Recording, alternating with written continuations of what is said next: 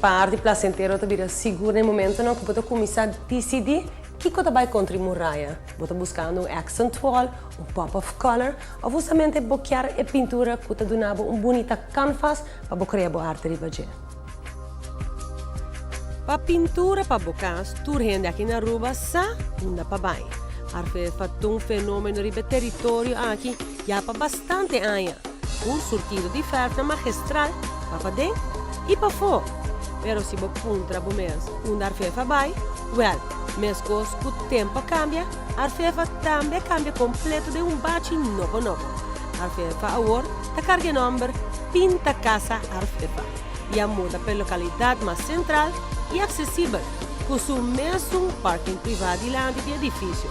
E tudo isso aqui especial para a visita de seu cliente mais fácil e agradável. Ora vou para direção de Wendy's Boulevard e mesmo na Bumandrechi, botar aí.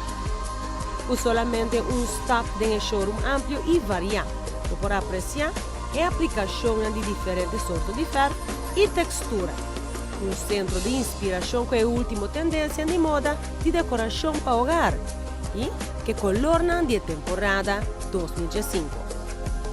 Assim, vou criar ambiente personal em cada espaço de bom hogar com a ajuda de 11 charts que tem combinação de color especial selecta para combinar perfeito com e o outro para criar que ambiente de bom desejo.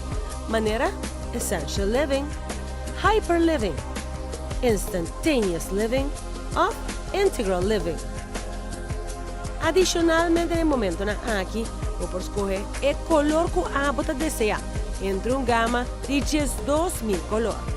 E, em um par de segundos, color aqui lo vou realizar door de experto de pinta casa arfefa e especialmente para você. Per parte para fora de bom hogar, vou conta que coleção de ferro de linha de Magna Acryl que é special disegnata para nosso tipo de clima e também ferro para palo ou metal e hasta para botar em ferro adequado e na mes na pinta casa arfefa.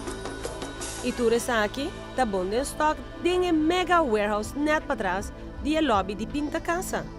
Pinta casa arfefa está situada passou de Rotonda de Boulevard, de um edifício color geel ocher na Belgistraat 4. Não pode falhar.